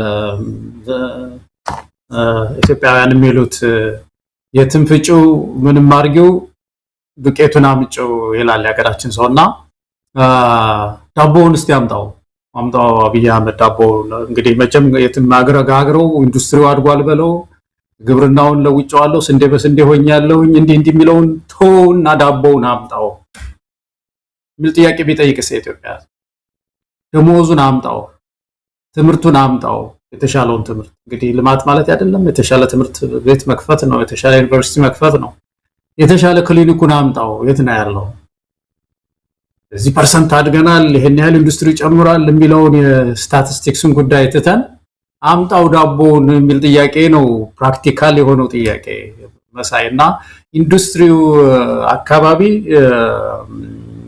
ለውጥ አለ ለማለት እኔ እንደው እንዲያልከው ነገር ነው ምንም ማዳመጥ የማያስፈልግም በጣም አንዱ የከሰር ነው በዚህ ላይ ነው ግን እቺ ፕሮግራም ለምን ተዘጋጀች የሚለው በጣም ነገር የሚመስለኝ እኔ መሳይ ይሄ መንግስት አሁን በጣም የሚተቸው ጌጠኛ መንግስት ነው የላንቲካ መንግስት ነው በጣም ያልታየ በዓለምም ላይ ያልታየ ነው የት ነው ብዙ ሳንቲሞቻችንን በሙሉ ዘላይ ወስዶ እንደ ልጅ መጫወቻ አደረገብን ኢንቨስትመንት ሪተርናቸው መልስ የሌላቸው ግብረ መልስ የሌላቸው ነገሮች ላይ በሙሉ አባከነው የደሃ አንጡራ ሀብታችንን የሚል ነው የሚሰደበው የሚወቀሰውና በተከታታይ በዚህ ነገር ስለተመታ አሁን አየህ እንግዲህ ተሰብስበው እዛ ቤተ መንግስት ለምን ኢንዱስትሪው አናድግም አድጓል ብለህ ደግሞ አትናገርም ብለው እቺን ዶክመንተሪ ማዘጋጀታቸው ነው በዚህ አትጠራጠር መሳይ በቃ አሁን ለዚህ ለላንቲካው ክስ በኢንዱስትሪው ማለን ልማት ብዙ ጊዜ አንተም ስትላ ነበር በቀደም ምንድነው ዋናው ልማት ቀርቶ ሌላው ጌጡ ላይ ምናምን የተባለው አሁን ደግሞ ያንን ገልብጠው ተሰርቷል ዋናው ለማለት የተዘጋጀ ነው ከምርጫውም ጋር የተያያዘ ይሄንን ክስ ለማስተባበል ነው እንጂ በኢንዱስትሪው በኩል በጣም ነው ባስደንጋጭ ሁኔታ የከሰር ነው ባስደንጋጭ ሁኔታ ወደ 20 የሚደርሱ የኢንዱስትሪ ፓርኮች አሉ አይደለም የሚባለው ኢትዮጵያ ውስጥ እነዛ 20 የሚደርሱ የኢንዱስትሪ ፓርኮች በተለያየ ጊዜ የሰማናቸው ሪፖርቶች በጣም ያስደነግጣሉ ከ4 ዓመት በፊት በስንት ነው ከ4 ዓመት በፊት ነው አይደለም ወደ 446 አምራች ኢንዱስትሪዎች ተዘግተዋል ተብሎ እኮ የተነገረባት ምድር እኮ ናት 400 እንግዲህ ከዛች ከደሃ ሀገር 446 አምራች ኢንዱስትሪዎች ተዘግተዋል ተብሎ በመንግስት ባለስልጣናት አፍቆ ነው የተነገረው አሁን እንግዲህ በዚህ ባሉት በእነዚህ 4 ዓመታት ውስጥ እነዚህ ተመልሰው ተከፍተው አዳዲስ ተጨምሮ ነው ኢንዱስትሪው በኢትዮጵያ ኢኮኖሚ ውስጥ ለጂዲፒው የሚገባውን አስተዋጽኦ አደረገ ልንል የምንችለው ውሸት ነው መሰለኝ በአገዋን ለምሳሌ ወሰድ አሁን ብዙ ጊዜ ለአፍሪካውያን ትልቅ እድል ነው የተባለው እንደውም ዩናይትድ ስቴትስ የሚመጣው ዓለም ለአፍሪካ በተለይ ለአፍሪካ ትልቅ ውለታ ውላለች የሚባለው አገዋን ምክንያቱም አፍሪካ ሀገሮች ምርት መሸጥ አልቻሉም በቃ ቫልዩ አድ ያደርጉም በምርቶቻቸው ላይ ሮ ማቴሪያልስ ወይም ጥሬ ነገር ነው በቃ የሚልኩት እና በተወሰነ ደረጃ የማኑፋክቸሪንግ እና የኢንዱስትሪ ውጤቶችን በነፃ እንዲያስገቡ የሰጠችው እድል ቻይናም ልትከተል ሞክራለች እንደውም ይሄንን እንደ ፈረንሳይ እና እንግሊዝ እንደዚህ እየተከተሉ አፍሪካንን ከፍ ሊያደርጓት ይችላል የሚል ተስፋ ነበር እና እዛው ውስጥ ወጥተናል እኮ ኢትዮጵያ ተባረረ ሰብአዊ መብት ጥሰት አብይ አህመድ አባሮናል ከዛ ተባረረን እኮ ሌላውን ተወሰነ ፒቪኤች የሚባለው የዚህ በጣም የታወቀ 40 ሀገር አካባቢ የሚሰራ በጨርቃ ጨርቅ በዚህ በተለያዩ ንግዶች ላይ የሚሰራው አዋሳ ውስጥ እኮ ያለው 100,000 ሰው እኮ ነው የተባረረው እሱ ሲዘጋ 100,000 ሰው በጣም ብዙ ሀብት ነው እኮ ያጣ ነው በጣም ብዙ ትላልቅ ድርጅቶች ናቸው የተዘጉት የኮካኮላ ፋብሪካ ነው አይደለም አንድ ጊዜ እንደዚሁ ተዘግቷል የቻይና ፋብሪካዎች ተዘግተዋል ኢትዮጵያ ውስጥ ትንሽ አለ የተባለው የአበባ ፋብሪካ የአበባ ምርት ነው የአበባ ምርት ደግሞ እንደምታውቀው ኬንያም ውስጥ ሞክረው ከኬንያ እንደው ፈልሰው ነው ወደ ኢትዮጵያ የመጡት ሪስክ ስላለው ነው ኢንቫይሮንመንታል እንትኑ አክቱ ከባድ ነው አንዳንድ ሀገሮች በጣም ጥብቅ ነው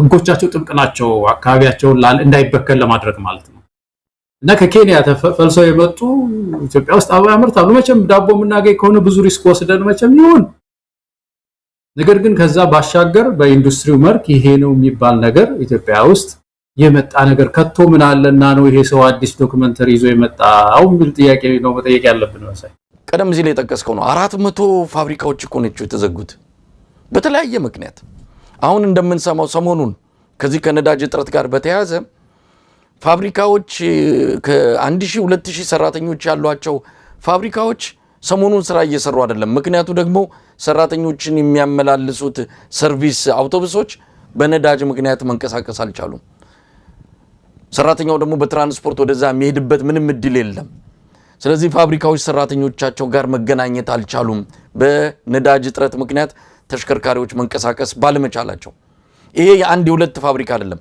የአያሌ ፋብሪካዎች የአያሌ አነስተኛ ኢንዱስትሪዎች የገጠማቸው ፈተና ነው አብይ አህመድ ለዚህ አልተዘጋጀም ዝም ብሎ መንዳት ነው በቃ የመጣውን ሁሉ መናገር ነው ምንም ማጣራት የለ መሬት ላይ ያለው ምንድነው እሱ አያስጨንቀውም ምናልባት የተሳሳተ ሪፖርት እየላኩለት ነው እንዳይባል መቼም ፌስቡክ ላይ ተጥዶ የሚውል ማህበራዊ ሚዲያዎችን እየፈተሸ እናቃለን ያንን እንደሚያደርግ ይሄ ግለሰብ የህዝቡን የኑሮ ሁኔታ አያቅም ብሎ መደምደም አይቻልም ያቃል በሚገባ በደንብ ነው የሚያቀው ከዛ ይልግን በአየር ላይ የተንሳፈፈ ይላማለኝ በሰማይ አይነት የተስፋ ቃሎችን እየመገበ ዘንድሮም መቆየት ነው የፈለገው ከዚህ ከነዳጅ ጥረቱ ጋር የተያዘውን የገጠመውን ፋብሪካዎች የገጠማቸውን ፈተና ከኃይል አቅርቦት ጋር ፋብሪካዎች የገጠማቸውን ፈተና ባለፈው ማንስተናል 56.4% የኢትዮጵያ ህዝብ የኃይል አቅርቦት የለውም ፋብሪካዎች ኢንዱስትሪ አነስተኛ ኢንዱስትሪዎች መብራት ያገኙ አይደለም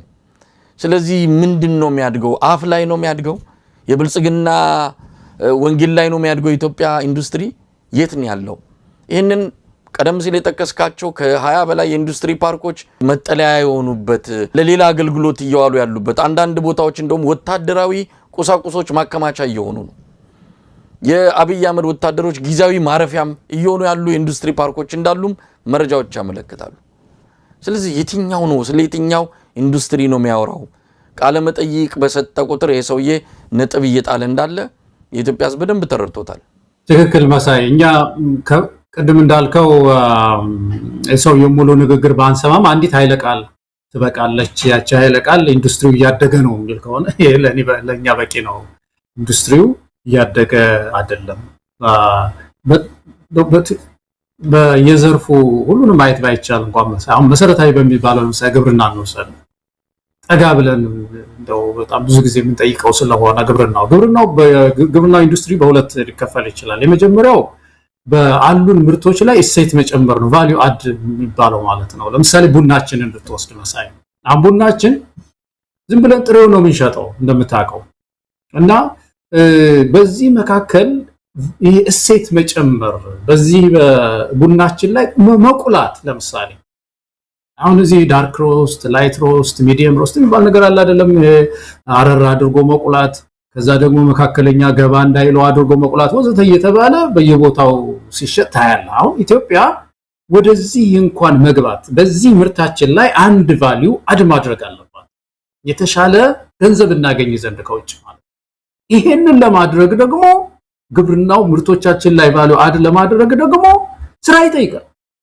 ኢንዱስትሪውን አግሪካልቸራል ኢንዳስትሪስ ማለት እኮ ነው በመካከል እንግዲህ ይሄ ዝም ብሎ ቆልተን መሸጥ አንችልም እንደምታውቀው የአውሮፓ ሀገሮች አሜሪካ ሀገራት የኳሊቲ ኮንትሮላቸው በጣም ውስብስብ ነው ዝም ብሎ የተቆላ ቡና አይደለም የሚገዙት የመቁያው ማሽን ምን ይመስላል የሳኒቴሽን ጉዳይ ያነሳሉ ስታንዳርድ አላቸው ያንን የጠበቀ መቁያዎችን አዘጋጅቶ ኤክስፖርት ማድረግ ቫልዩ አድ አደረገ ማለት ነው ግብርናው ሰሊጣችን ላይ እንደዛ ነው ሌሎች ምናወርጥ የቅባት እህሎቻችን ላይ እንደዛ ሊሆን ይችላል እንዲህ ቫልዩ አድ ማድረግ ነው ይሄ ነው አንድ አግሪካልቸራል ኢንዱስትሪ የሚባለው በዚህ ላይ ምንድነው የተሰራው ምናቀው እስካሁን ድረስ ያለንን ቡና ዝም ብሎ መሸጥ ምንም ያደረግነው ነገር ሁለተኛው የአግሪካልቸራል ማሽነሪስ ጉዳይ ነው ለምሳሌ ገበሬው እጁ ላይ ምንድነው ያለው አንድ ጎባጣ ምንድነው ቢላኮ ነው ያዘው ማጭድ ይባላል ሌላው ሰው አይደለም ማጭድ ማለት እንግዲህ ጎበጥ አርጎ ያንን ቢላም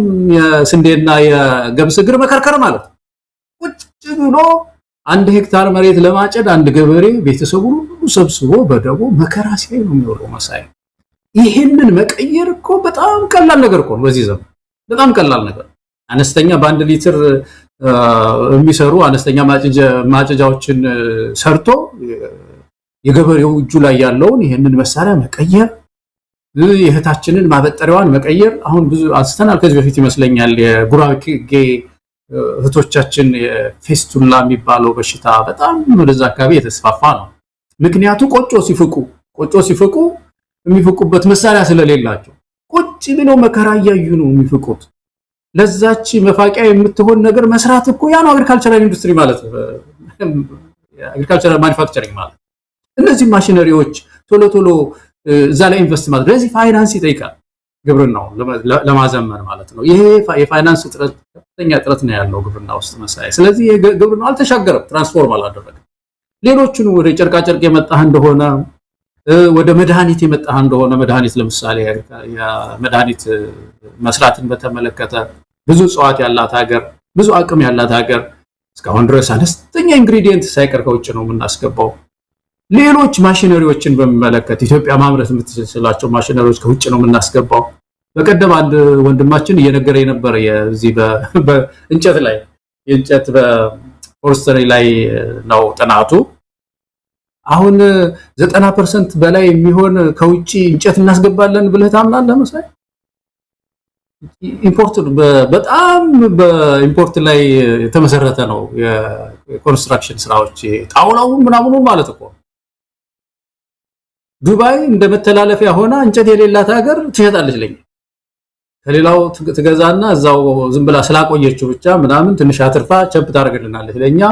ከተለያዩ ሀገሮች እናስገባለን እና ኢትዮጵያ ተክላ ኤክስፖርት ማድረግ የሚችል የአየር ጸባይ ያላት ምድር ይሄ ኢንዱስትሪ ይሄ አግሪካልቸራል ኢንዱስትሪ ስላላደገ እንደዚህ ኢምፖርት በኢምፖርት ላይ ነው ያለ ነው እና በአጠቃላይ የኢንዱስትሪው እርሻውን ያየን እንደሆነ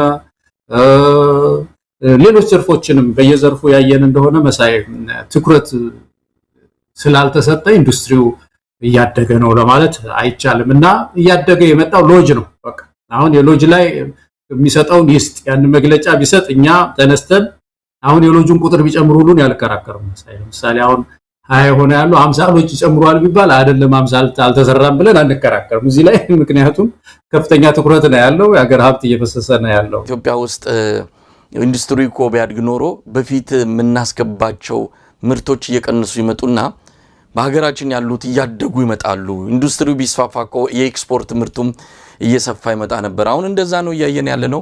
ከሽንኩርት አቅም ከታንዛኒያ እያስገባን አይደለም። በስጋ ከዓለም ከአፍሪካ አንደኛ የምትባል በከብት ምርት አንደኛ የሆነች ኢትዮጵያ ስጋ ከብራዚል እያስገባች አይደለም። ምንድን ነው እያደገ የመጣው? እያደገ ቢመጣ ኖሮ በኤክስፖርት ምርቱ ላይ እናያለን። እስቲ ይህንን በእነሱ ጓዳ ያልተዘጋጀ ትክክለኛውን ቁጥር እስቲ ይንገሩ። ኢትዮጵያ ውስጥ እነዛ 400 ፋብሪካዎችና ኢንዱስትሪዎች ተተኪ አግኝተዋል፣ ተመልሰው ተከፍተዋል። ቢያንስ እነዛን ወደ ቀደመው መመለስ እንችላለን እንኳን አዳዲስ ለመገንባት ይቅርና። አብይ አህመድ 8 ዓመት ሙሉ ቀደም ሲል እንዳልከው ሎጅ ሲገነባ መናፈሻ ቦታ ሲሰራ የአምፖል ሲተክልና ፏፏቴ እንደዚሁ ሲያቆማድን እንደ እድሜ ዘመኑን የጨረሰው ብሩንም ያባከነው። ብሔራዊ ባንክንም እንደዚሁ መረጃ እየሰማን ነው። በተለያዩ አካባቢዎች የእርሻ ኢንዱስትሪ እርሻ አምርተው ዘመናዊ የእርሻ እቃዎችን አስገብተው እርሻውን ምርቶችን ከፍ ያደርጋሉ ተብሎ ባለሀብቶች በሚሊዮኖች የሚቆጠር ብር ወስደው ከሀገር ጠፍተዋል። ማሽኖቹ የሉም፣ እርሻውም የተሰራ ነገር የለም፣ ምርቱም የለም። ይህንን ብር ይዘው ግን ከሀገር መጥፋታቸውን የሚገልጽ መረጃ እየሰማን ነው። ማን ሲዘርፍ ማን እየዘረፈ ማን ዝም ብሎ ያያለው? የአባት ቤት ሲዘረፍ አብረ ዝረፍ ነው ጫወታው። ስለዚህ ከፍተኛ የሆነ ዘረፋ ባለበት ሁኔታ ኢንዱስትሪም ሊያድግ ሀገርም ፈቅ ልትል ምትችላለች። ሙስና ጠፍንጎ ይዟታል።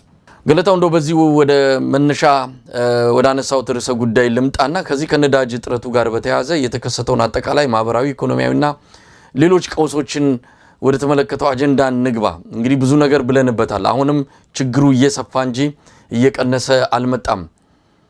ሰሞኑን ከተሽከርካሪዎች እንቅስቃሴ ጋር በተያያዘ ያው የታክሲውን እያየን ነው። በአዲስ አበባ ከፍተኛ የታክሲ እጥረት ተከስቷል። ሰራተኞች ወደ ስራ ገበታቸው መሄድ አልቻሉም። ሰው መንቀሳቀስ አልቻለም። ምርቶች ከተለያዩ አካባቢዎች ወደ ገበያ ቦታ መምጣት አልቻሉም። ትራንስፖርት አገልግሎትን በተመለከተ በነገራችን ላይ ከፍተኛ ቁጥር ያለው የሰዎች ዝውውር የቀነሰበት ወቅት ይሄ ወቅት ነው።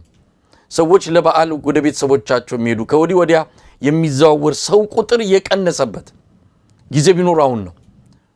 ወላጆቻቸው ጋር የሚሄዱ ቤተሰቦቻቸው ጋር የሚሄዱ ዘንድሮ አልሄዱም። በያሉበት ነው በዓልን ያሳረፉት። ምክንያቱም ትራንስፖርት የለም። ከፍለ እንኳን ልትሄድ የማትችልበት ሁኔታ ነው የተፈጠረው።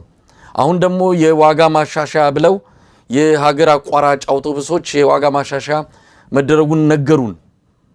እንግዲህ የዋጋ ማሻሻያ የተደረገው ከነዳጅ እጥረት ጋር በተያያዘ እንደሆነ ቢገለጽም ከዚህ በፊት ጀምሮ በነዳጅ እጥረት ምክንያት የሀገር አቋራጭ አውቶቡሶች ተገቢውን አገልግሎት እየሰጡ አይደለም። ከነዳጅ እጥረት ብቻ ሳይሆን ከጸጥታ ጉዳይ ጋርም በተያያዘ የሀገር አቋራጭ አውቶቡሶች እንደ በፊቱ እንቅስቃሴያቸው በሰፊው የሚታይ አልነበረም።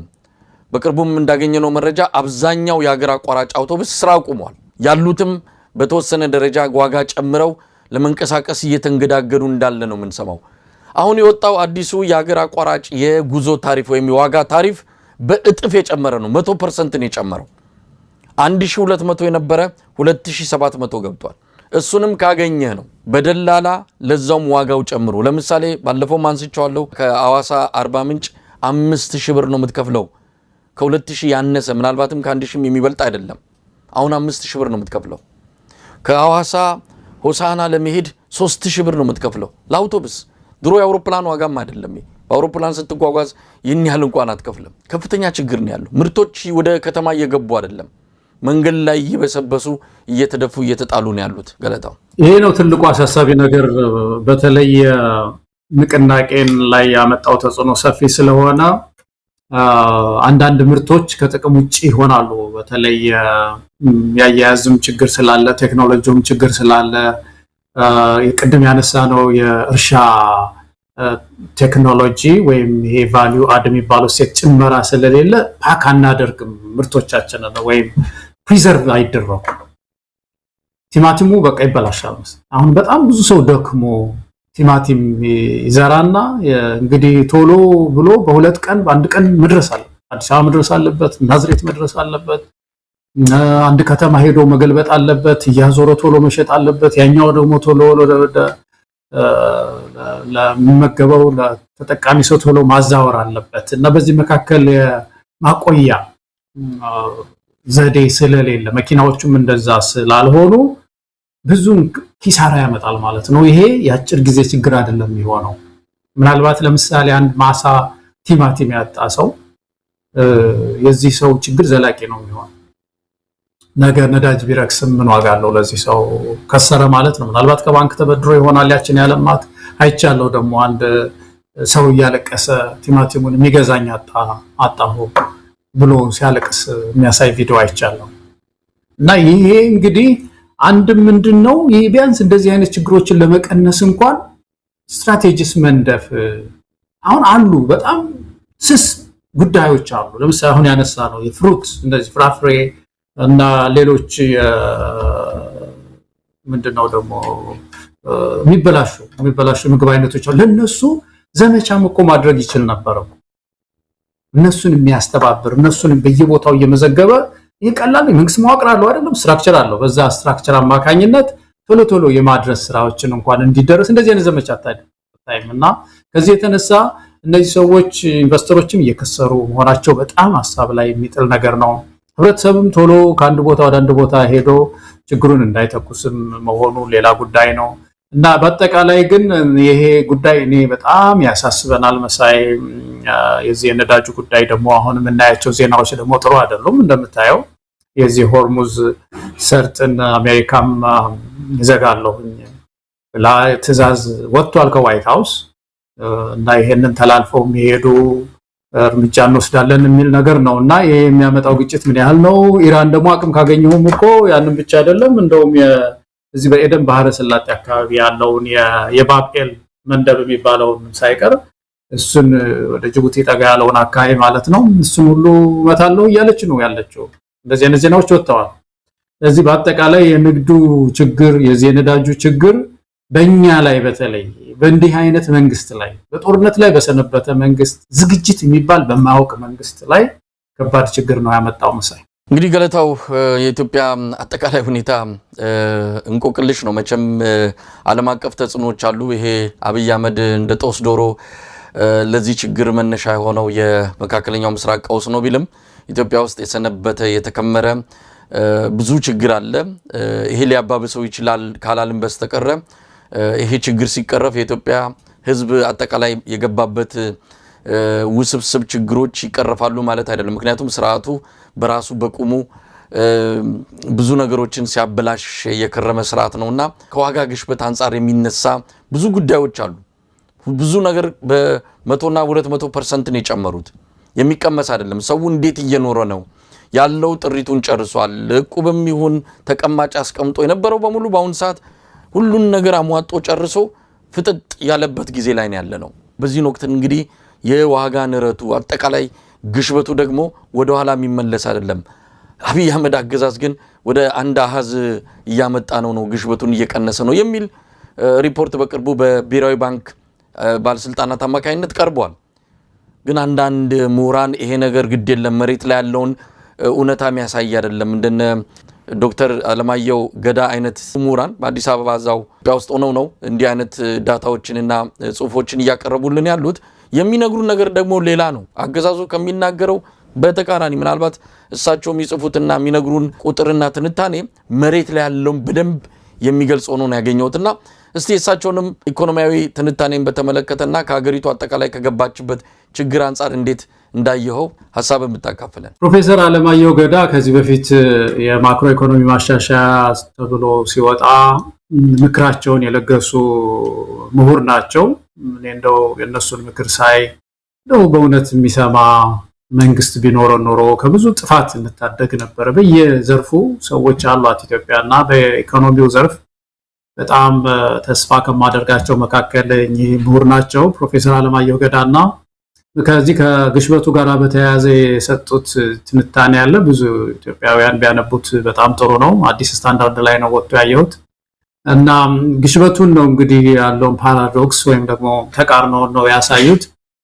የኢትዮጵያ ስታቲስቲክስ ባለስልጣን የሚያወጣቸው አሉ እና አጠቃላይ ግሽበትን በተመለከተ እየቀነሰ ነው ይላል እና እንደውም ወደ 9.4 አጠቃላይ ግሽበት ወደ 9.4% መጋቢት ላይ ደርሷል ይላል እና ኑሮ ደግሞ የሚናገረው ሌላ ነው የሚሉት። እንግዲህ ትልቁ ነገር ኑሮአችን ደግሞ ኢትዮጵያ ውስጥ ያለው ኑሮ ደግሞ ያለው ሌላ ነገር ነውና ይሄ ተቃርኖ ከየት ነው የሚመጣው በሚለው ላይ ትምህርታዊ የሆነ ትንተና ነው የሰጡት እና አንዳንድ ያነሷቸው አይተምስ አሉ። በሁለቱም ነው የሚሉት ሀገር ውስጥ በሚመረተው ምርትም ኢምፖርት በምናደርገው በምናስገባው ምርትም ላይ ከፍተኛ ጭማሪ ነው የምናየው። ለምሳሌ ቡናን ያነሳሉ፣ ወደ 95% ነው ጨምሮ የምናየው። ጤፍና ስንዴ ከ60% በላይ ጨምሯል ነው የሚሉት። ከውጪ በሚገቡም ላይ ያየን እንደሆነ 5 ሊትር ዘይትም ሚዛውን ስኳርንም ያየን እንደሆነ ወደ 150% አካባቢ ጨምሯል ነው የሚሉት። ነዳጅ ከ2 ዓመት በፊት 91 ብር የነበረው አሁን 142 ብር ከ41 ሳንቲም ነው የሚሉትና ይህ ሁሉ ጭማሬ በጣም የሚያስደነግጥ ጭማሬ ያለ የኢትዮጵያ ስታቲስቲክስ ባለስልጣን ደግሞ ግሽበቱ አጠቃላይ ግሽበቱ እየቀነሰ ነው ይላልና ይሄ ችግር ከየት መጣ በሚለው ላይ ነው ትንታኔ የሰጡት። እንግዲህ የስታቲስቲክስ ያያዝ ችግርም እንዳለ ፖሊሲ ችግር እንዳለ ጠቅሰዋል እና አጠቃላይ ግን የሚያሳየው ነገር ምንድነው? ለኛም መሳይ ቁጥር በዚህ በአብይ አህመድ ዘመን ስታቲስቲክስ በጣም አስገራሚ ነው። በጣም አስገራሚ በየዘርፉ ነው። ችግኙን ብትወስድ ብዙ ጊዜ ያነሳነው ነገር ነው። ከፍተኛ የውሸት ቁጥር ነው ሲመረት የምታየው። የስንዴ ምርትን ውሰድ፣ ዝም ብሎ ቁጥር ነው ሲለቀቅ የምታየው። ኢንዱስትሪው ምናልባት በኋላ አብይ አህመድ ሲናገር ይሄንኑ ቁጥር ያመጣል እና ግን መሬት ላይ ካለው ሁኔታ ጋር ሲነጻጸር ደግሞ መሬት ላይ ያለው ችግር የህብረተሰቡ ኑሮ ደግሞ ሌላ ነው የሚናገረው። ስለዚህ አሁን እኔ እንደው ከእኚህ ሰው ጽሁፍም የተረዳሁት ነገር አንድ ሰው ሪሰርችም ለመስራት እኮ መሳይ ስታቲስቲክስ ወሳኝ ነገር ነው። የሀገሪቱን ስታቲስቲክስ ወስዶ እኮ ነው ምርምር የሚሰራው መፍትሄ ለማምጣት ማለት ነው። አንድ ገለልተኛ የሆነ ምሁር ብድግ ብሎ የኢትዮጵያ ኢኮኖሚ ችግር ምንድን ነው ብሎ እስቲ መረጃ ዳታ ለሰብስብ ብሎ እኮ እዛ ሄዶ ሰብስቦ ነው መላ የሚያመጣውና እዛ የተሳከረ ቁጥር ካለ እኮ ድምዳሜው ጥናቱን በሙሉ በዜሮ ነው የሚያባዛው። አገሪቱ በልጽጋለች ብሎ ቁጭ ነው የሚለው ማለት መፍትሄ ያመጣልንም ማለት ነውና ችግሩ ብዙ ነው። በጣም ነው ያዘንኩት የእኚህን ሰው ጽሁፍ ሳይ። አጠቃላይ ግን የኑሮ ውድነቱ ምን ያህል ህዝቡን እየገረፈው እንደሆነ በዝርዝር ማየት ችያለሁኝ መሳይ። ገለታው ምናልባት ፕሮፌሰር አለማየሁ ገዳ ያው በኢኮኖሚ እይታቸው መረጃዎችን ዳታዎችን መሬት ላይ ያሉትን ሀቅ በሚገባ ከሙያቸው ጋር ትንታኔ ስለሰጡ እንጂ እኮ የኢትዮጵያ ህዝብ የገባበት መከራን ለድምዳሜ ለመስጠትና ኢትዮጵያ ህዝብ ችግር ላይ እንዳለ ለመግለጽ እኮ እንደ የሙራንም ትንታኔ እኮ ያስፈልገንም ነበር ምን ጥያቄ ያስፈልገዋል ይሄው ገበያው እየተናገረ የሰው ፊት እንደዚህ በድህነት ተጎሳቁሎ አሁን እኮ አዲስ አበባ የለማኝ የነቢጤው ቁጥር ከአቅም በላይ ሆኗል ሁሉም ሰው የነቢጤ ሆኗል መተፋፈር ገብቶ እንጂ ሁላችንም በለመነን አለ አንድ ሰው እንደዚሁ ሲጽፍም ተመልክቻለሁ ተፋፍረን እንጂ ሁላችንም የነቢጤ ሆነናል ነገ ከነጎዲያ ማን በልቶ ማን ጦሙን ያድራል የሚል ይሄ የህዝብ ቁጣ መገንፈሉ አይቀርም በዚሁ ከቀጠልን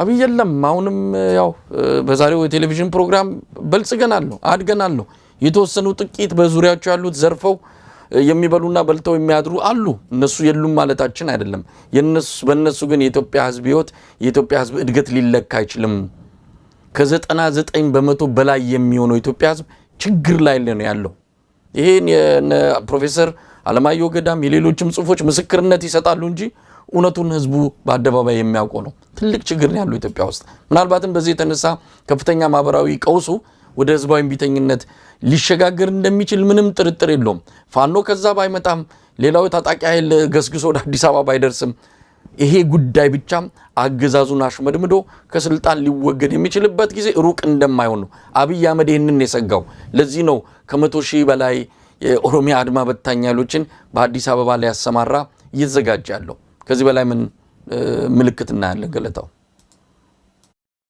ይሄ ነው መሰረታዊ ነገር ይሄ ነው መሳይ እንግዲህ የኢትዮጵያ ህዝብ በችግር በኑሮ ሲጠበስ መኖር የለበትም ይሄ ችግር ሰው ሰራሽ ችግር ነው የመንግስት ችግር ነው የፖለቲካ መፍትሄ ነው የሚያስፈልገው እንደዚህ አይነት ችግር ውስጥ ሀገር ሲገባ ኢኮኖሚው በዚህ ደረጃ ከባድ ችግር ውስጥ ከገባ ኢንፍሌሽን ወይም ግሽበት በዚህ ደረጃ ማይገታ ከሆነ ሮድነት በዚህ ደረጃ ላይ የሚሄድ ከሆነ ዝም ብሎ መቀጠል አይቻልም መንግስት መቆም ነው ያለበት ለውጥ መምጣት ነው ያለበት ስለዚህ ህብረተሰቡ ዝም ብሎ በችግር አለንጋ እየተገረፈ ብዙ መቆየት የለበትም መሳይ ምን ለለውጥ መነሳት መቻል አለበት መስተካከል አለበት አለበለዚያ ብዙ ዋጋ እንከፍላለን ዓለም እንደዛ ነው የሚያደርገው ጥቃቅን ነገሮች ሲጨምሩ ነው ለምን ጨመረ የሚለው መንግስት ህዝቡ በዚህ ደረጃ ዘርፈ ብዙ የሆነ ችግር ውስጥ ኢትዮጵያን ስንገባ እንደው ጀርባችንን ሰተን ላልቀንበር ተሸክመን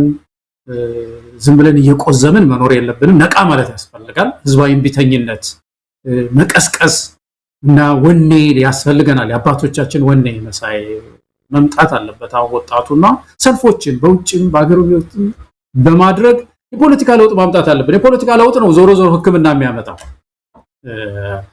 አሁን የያዘው ኢንፍሌሽን ሊረግብ የሚችለው ወደ ሰላም ወደ ልማት ጠመንጃ ወርደን መመለስ የምንችለው የፖለቲካ መፍትሄ ሲመጣ ነውና ይበቃል በቃ ኢናፍ ኢዜናፍ ይላሉ አይደለም ፈረንጆች የኢትዮጵያ ህዝብ ኢናፍ ወይ በቃ የሚልበት ጊዜ መምጣት አለበት በጣም አመሰግናለሁ ገለታው እንግዲህ የዛሬው የአንከር መረጃ ክፍለ ጊዜ ይህንን ይመስላል በርካታ ርዕሰ ጉዳዮችን አንስተን ተወያይተናል መረጃም እንደዚሁ ለተመልካቾች አጋርተናል ለነገ ቀጠሮ በመያዝ እንሰናበታለን ገለታው በጣም አመሰግናለሁ እኔም በጣም አመሰግናለሁ መሳይ መልካም ቀን